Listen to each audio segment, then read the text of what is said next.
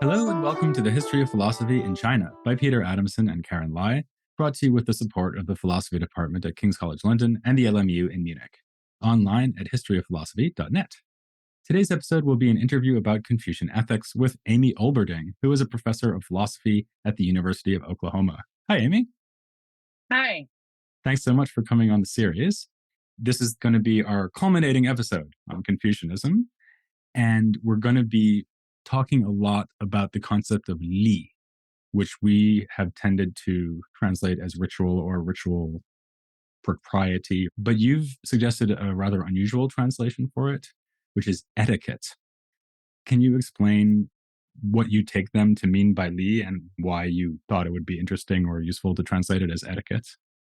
The concept li embraces a whole cluster of what are now distinct English terms. It includes etiquette, manners, ritual, ceremony, civility.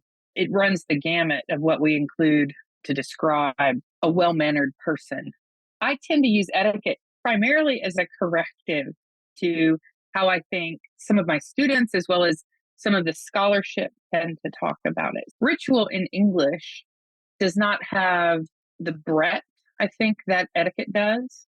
And when we speak of li in terms of ritual, we can sometimes use ritual to refer merely to personal habits. We can use ritual to refer exclusively to forms of high ceremony, the big rituals of life, funerals, weddings, and so forth.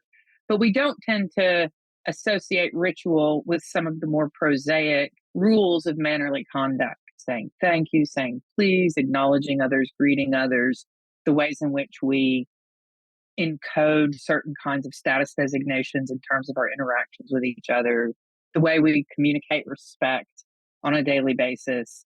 And li really includes all of those. I would not always translate li as etiquette. In some contexts, it clearly means something like being well-mannered, and that's a very broad description. In other contexts, it can mean something like civilly appropriate, and that's an equally respectable way to translate li in those kinds of contexts. But what the term etiquette tends to designate in English-speaking history are literally the codes of rules that you're meant to follow.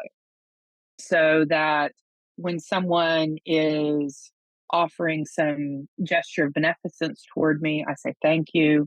When I'm making a request, I say please. When you are at a wedding, there are particular ways to behave and not to behave. And there are rules, and our etiquette manuals detail what these rules would be. For the Confucians, there was a sensibility about particular rules, and there are ritual manuals in early China that detail what those rules would be. And I think it's at our peril as scholars of early Confucianism to see li as merely a conceptual value that is meant to be instantiated in terms of one's personal presentation, independently of the shared conventions the culture has for demonstrations of respect. So, in other words, if I want to express gratitude, I don't make up from scratch how to do that. We have conventions about how gratitude is expressed. And following those conventions is what renders my behavior intelligible. So we can see etiquette as a set of rules that renders our well-meaning intelligible to each other. And I think that's part of what li is in the early Confucian context. The rule boundedness of it is important to how li operate, because by following the conventions, we are engaged in a social practice that makes what we're doing meaningful to the people around us. Just last week, I was actually teaching this to some students here in Germany, to a large extent on the basis of things you've written about it. I said to them that I thought a really good example of Confucian concept and practice of li is the fact that in German, you have to call people either du or sie. So in other words, either informal you or formal you. So it's the same as tu and usted in Spanish and tu and vous in French. We don't have this in English. And you can offend people if you get it wrong, and children have to be taught to do it. If you're a grown-up and you move to Germany like me, you have to learn to do it, right? I think it's a nice example because shows your good intentions like respect, familiarity, intimacy. But on the other hand, it also reinforces hierarchy, which it seems that Confucian Hmm. ritual does a lot of the time too. So I just throw that out there as a possible example of something we wouldn't normally call a ritual, but it seems to be a really good illustration of Li. Yeah, exactly. And I think that thinking of it in terms of etiquette is helpful because it has to be taught to children. And it's not a matter of conveying to them merely be nice to other people. Instead, there's an Mhm. agreed upon convention associated with being nice or being respectful. You can't separate the niceness and respectability from the convention because that's how your conduct makes sense to other people. Does that leave room for what we might call improvisation? I think for with the example I just gave, the do and see example, so Mhm. formal, informal, second person verbs, you're not really supposed to improvise, right? There's kind of a right answer in almost every situation. And I think the word etiquette suggests hard and fast rules, right? You're supposed to use this fork Mhm. to eat your salad and this other fork to eat your main course. So is that true with Confucian Li too? There's always a right answer, or can you explore some boundary cases, or is there some kind of leeway? I think there is lots of room for improvisation. To introduce a distinction that is not native to Confucianism, but that works here, is one from Judith Martin. She wrote under the name Miss Manners. But she talks about the distinction between manners and etiquette. Both of these, I think, are well represented in the term Li. It's only by context that we can really assess which end of the spectrum it's ending on. But what she calls manners are those values that you're trying to instantiate. So you want to show respect, consideration, toleration, well meaningness to other people, right? Those are the values that you're seeking to instantiate and manifest in your behavior. Etiquette is the code or set of rules by which you do that. As you use that code of rules and those norms of behavior, there are all ways in which deviation might be more successful in communicating respect or consideration. There's an example in the Analects where Kongza is hosting and there is a blind music master. The music master would have been his social subordinate. But Kongza, instead of treating him in the rule bounded, appropriate way as a social subordinate, guides him and orients him to the room. This is a behavior that would have been in violation of the letter of the Li. It's not proper etiquette, but it was the considerate thing to do. So if you want to manifest being considerate or respectful, sometimes you will need to break the rules or conform them differently to the situation. There's a whole other level of style in terms of how you communicate what you wish to communicate. The example I tend to use with my students is we all recognize that you can follow the social script for making an apology. You can say, I'm sorry. But if you say, I'm sorry, it doesn't constitute an apology, right? You have fulfilled the expectation, followed the code for apologizing, but you have stylistically inflected it in such a way that no one treats it as an apology. It really isn't one. I think those are the kinds of subtleties and gradations and variations. One of the things that the Confucians are exceptional at is recognizing that all our modes of interaction are full of subtleties of tone, nuance, demeanor, style. When they talk about following the rules, they recognize that not only is there room for improvisation, but there are better and worse ways to accord oneself with the rules, even just stylistically, Mm. depending on what you're seeking to do. You can be very polite and snub someone too. Well, I that think they recognize those things, they right? talk about facial expression too, like if the child sort of looks cranky while doing something the parents have told the child to do, that doesn't really count as filial piety, right?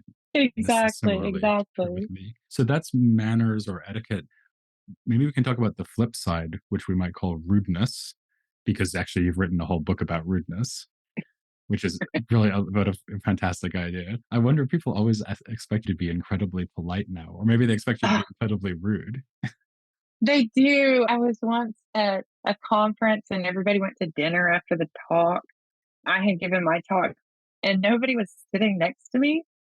Finally, somebody came and sat next to me and said, "We're all afraid to sit next to you because we might not have good enough table manners." I felt terrible because I was hoping that would come across in the book. I am not especially adept at following etiquette. And you're also not a Far from scold. it. I mean, the book is not meant Oh, to scold no, you. not at all. It Not at probably happened to all. Kongsu. Like no one wanted to sit next to Kongsu, like making all kinds of Right. mistakes. And I do think it's worth, if you're reading the Analects, look for how funny Ponza is.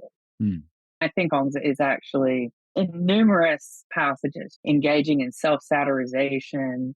Sometimes he's being a bit of a snob, but he's not stodgy, I don't think. He's the rigid, rule following, polite school marm that people might take him to be. Right. In fact, he was an expert at making people feel at ease, as you just said. When you talk about rudeness, is that just the converse of Li?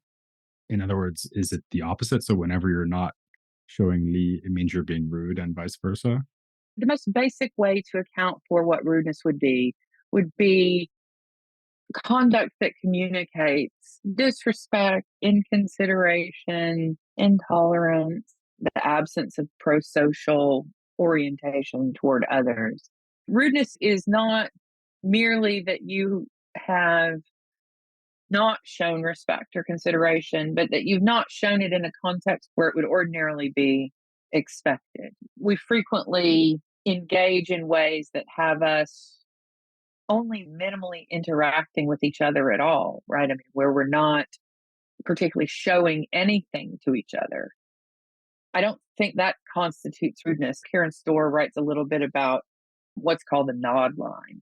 If you live out in a rural community the way I do, if you encounter another human being out here, you wave or you nod because there just aren't many of us out here. As you go down the road, there's a characteristic gesture. You raise your finger off the steering wheel.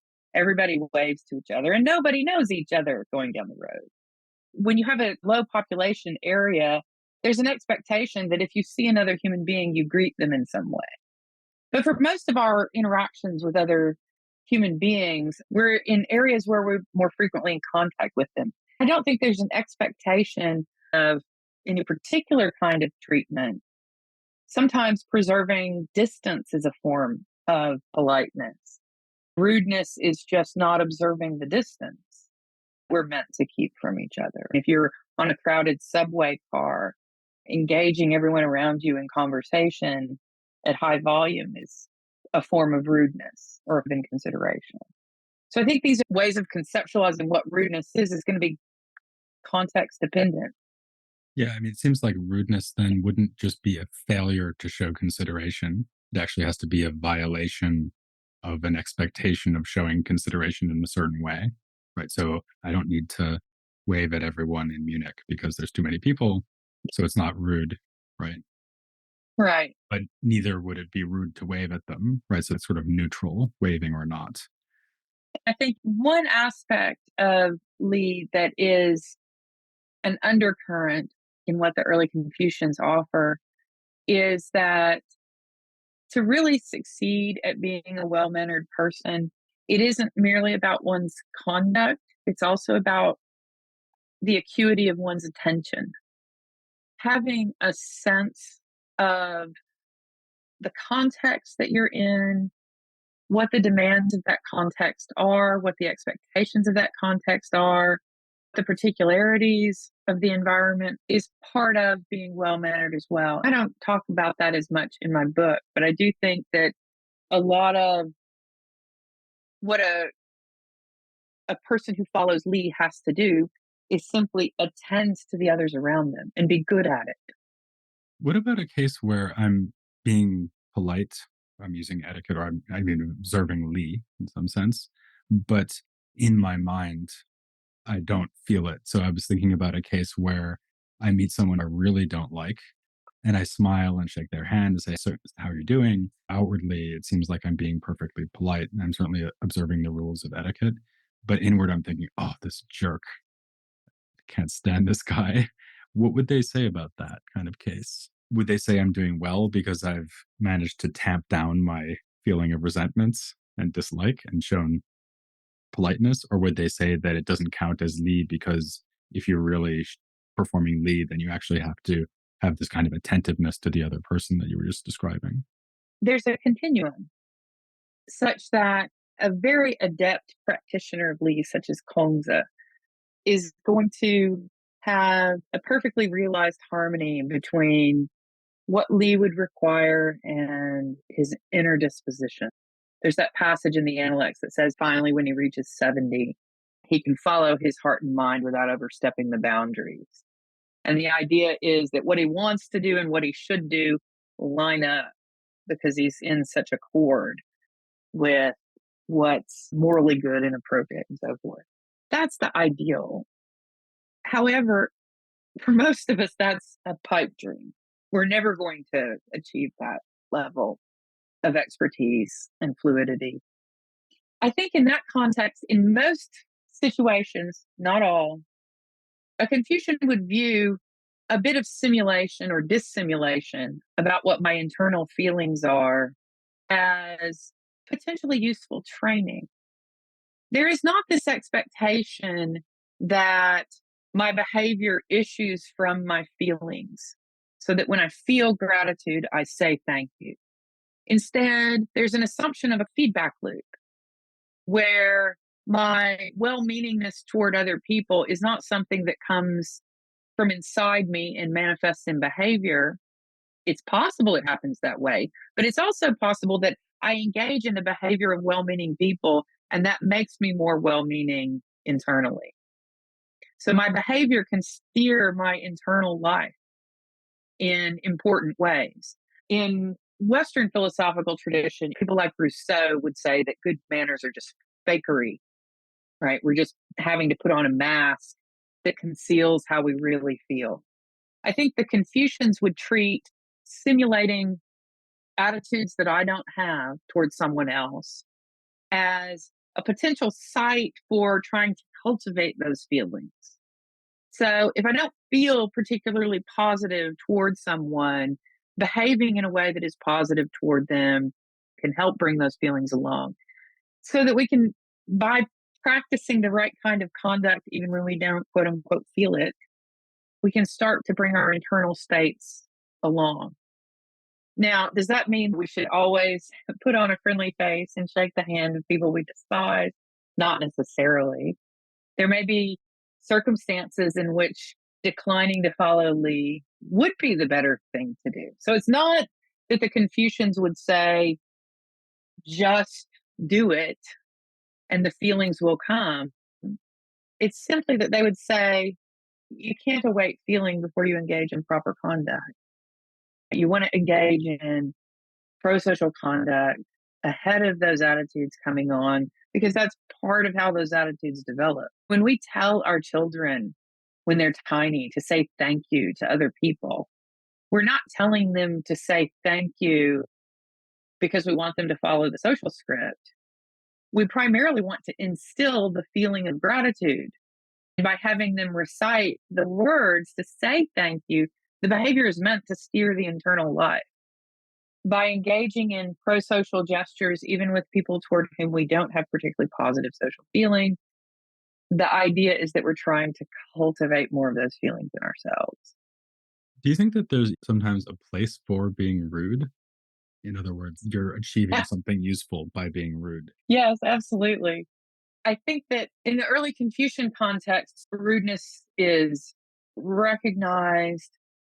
There are occasions when Kongzi is rude, and sometimes there doesn't seem to be any particular point to it. There's a passage where he's out in the provinces listening to a musical performance, and he says this incredibly sneering statement that it sounds like using an ox cleaver to kill a chicken.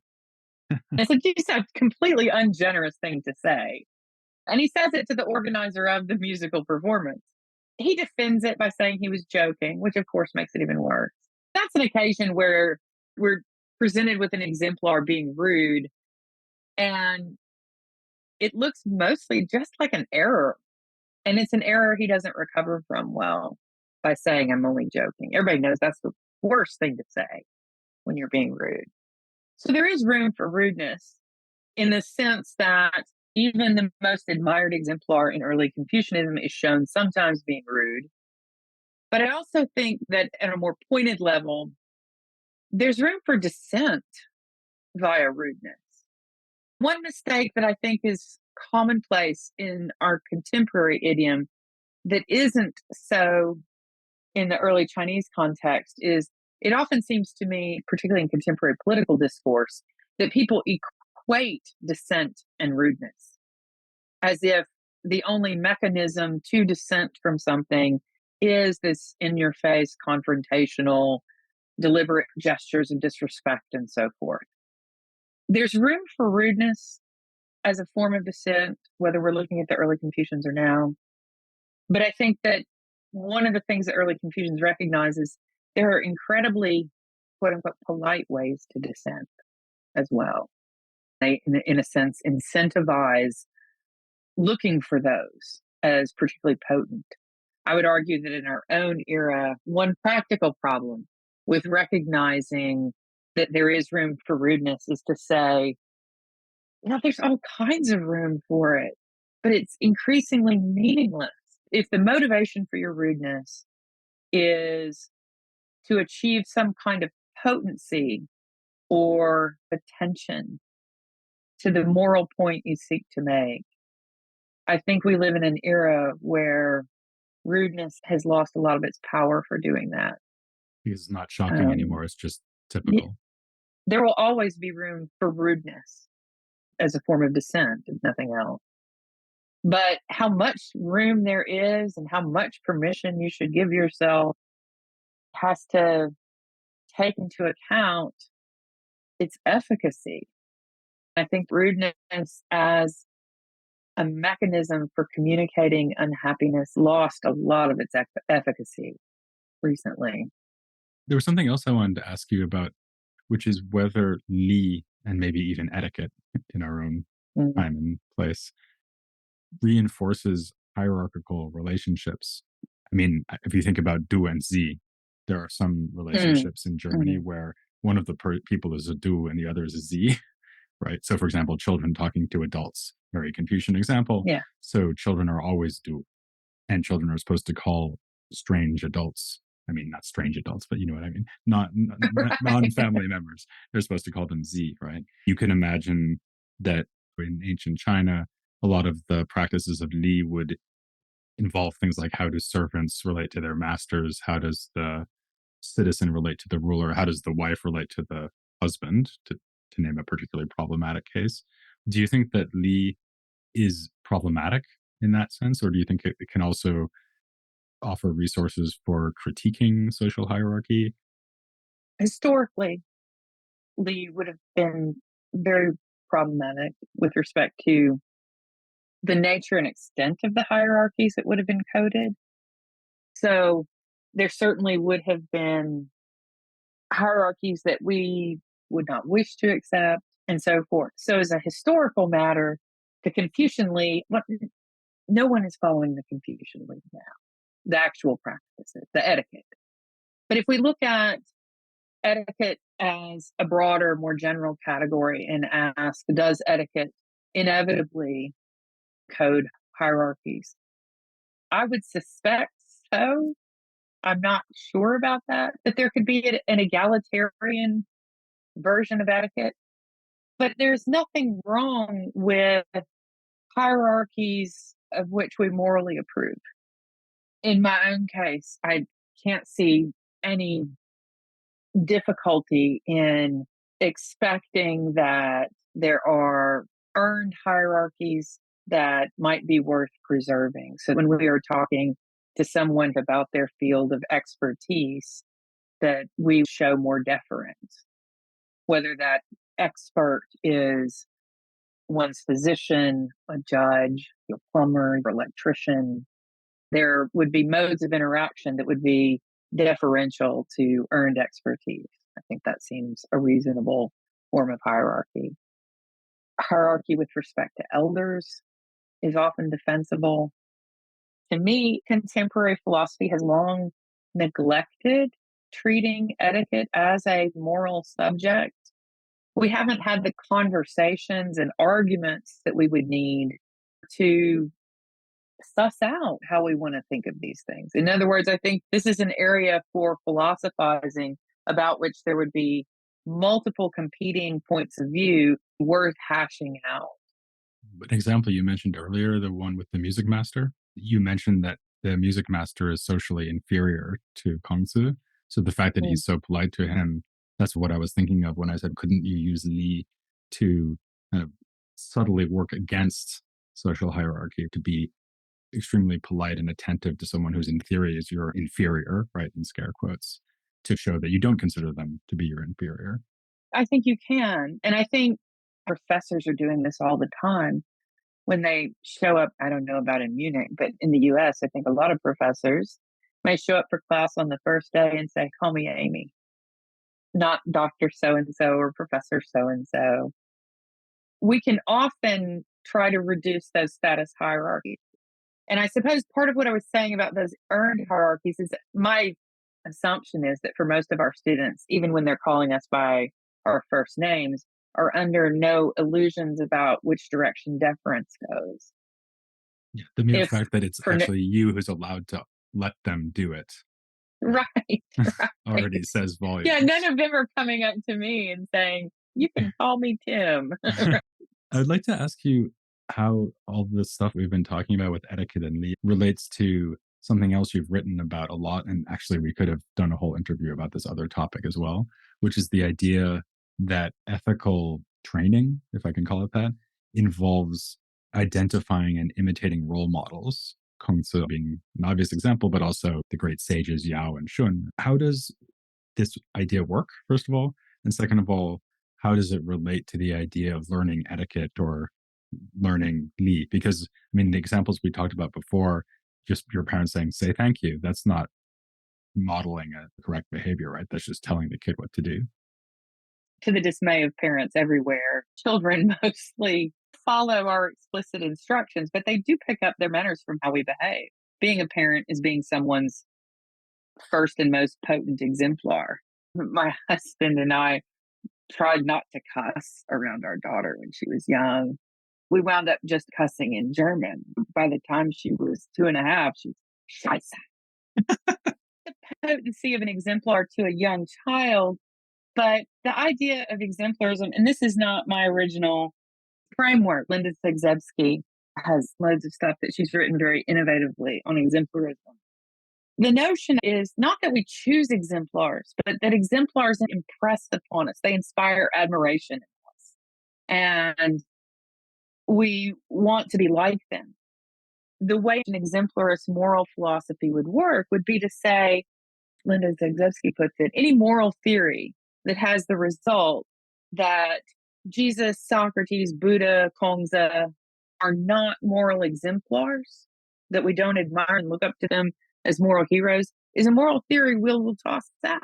Right? We have this pre-theoretical conviction before we start reasoning about moral philosophy that these are people we morally admire. Exemplarism starts from that sense that we can have a strong pre-theoretical sense that we admire some people, that we want to be like them, and it tries to theorize from their qualities and traits about what qualities and traits we would wish to have that we think are morally valuable. There's room in this model for there being all kinds of noise. The way I put it was in terms of my own grandfather. My grandfather was a very admirable man who I admired deeply. He was a farmer and he had a particular way of lacing up his work boots that I just, as a child, found magical. You know, the ones with the hooks, and he would never untie them and just run them back and forth. As a child, I couldn't tie my boots that way, and I thought that was just magical. But that's not relevant to why you would morally admire him. So when you think of who an exemplar is, part of what you're puzzling out is what are the qualities that are inspiring moral admiration, and what are the qualities that you would seek to cultivate? Which ones of them stand up to examination as traits that we would wish to cultivate? Now, I think in the early Confucian context, there's this, I don't know if we would call it an assumption, but this expectation, at least, that part of what we admire in moral exemplars is their ability on a prosaic, everyday level to operate in a pro social way with other human beings. And there is a recognition that doing that is difficult. We can think of moral heroism in multiple ways. One way is in the model of Socrates, who, in this incredibly flashy way, his life ends with this test of his principles, and he gives his life up. Another way is looking at a model like Comza, where a lot of what's noticed about him is his devotion on a day-to-day level of living in commitment to what he values, and that the way in which he exhibits in ordinary prosaic conduct a kind of commitment to the good, which is what Lee represents in some ways as a commitment to the good, is testament to the kind of character that he has and the kind of character that we should wish for ourselves. I'm not sure if that covered everything you were asking, or if that was maybe too abstract. It was great. I mean, you were trying to summarize the argument of an entire book, so I think you did pretty well there. Right. Let me ask you just one last thing, though. And actually, this is something Karen suggested that I ask you, and I think it's a really interesting question. You have been talking to us mostly about how Confucianism could provide a resource for us in thinking about how to live our lives, right?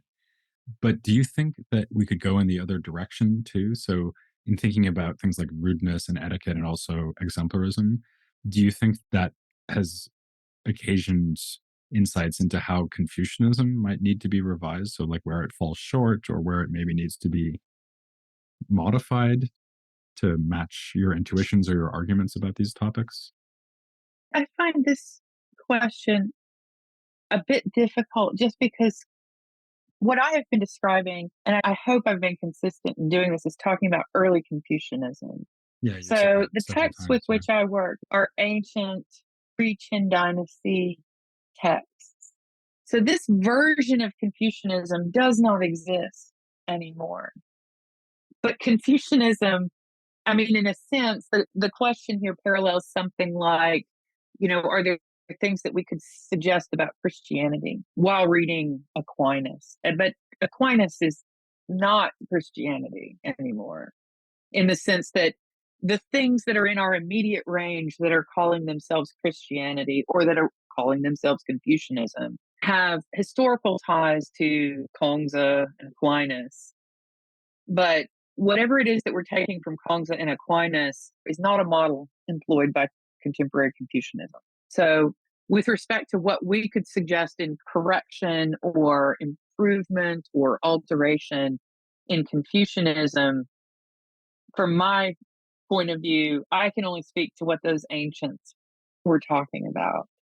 Yeah, maybe a And I lot of the wouldn't presume, modifications have already happened, right? yeah. And Chinese history is a very long history of people from different directions modifying these ideas. There is really interesting work being done that seeks to make Confucianism very contemporary. I'm thinking of Li Shang Rosenli has work on care and Confucianism and talks about things like elder care, and along with modifying the types of relationships that are sketched out in early Confucianism. Yeah, something that I think has become clear even from the episodes we've devoted to Confucianism is that it's a vast and very nuanced body of ideas, even just if you think about the time up to Xunzi, right? Never mind Right. going up through the development of Confucianism during the Han period and what people call Neo Confucianism and up to modern day Confucianism. So, really, we've only just looked at the beginning, and it's already this enormously complicated phenomenon, which obviously Yeah. provides a lot of resources to contemporary philosophers on all kinds of issues. Yeah. Okay, well, on that inspiring note, thank Amy Olberding very much. That, like I said, brings us to the end of our coverage of Confucianism, although it will keep coming up because we're going to be moving on to other, maybe schools is the wrong word, but other strands within ancient Chinese thought, like Moism and Taoism, that also respond to Confucianism. So we'll be looking at some of those debates. So that's what's coming up. But thank you so much, Amy. That was really fascinating. Thank you. I really enjoyed it. And please join me and Karen next time as we move on to some of the other sub traditions of ancient Chinese philosophy here on the history of philosophy in China.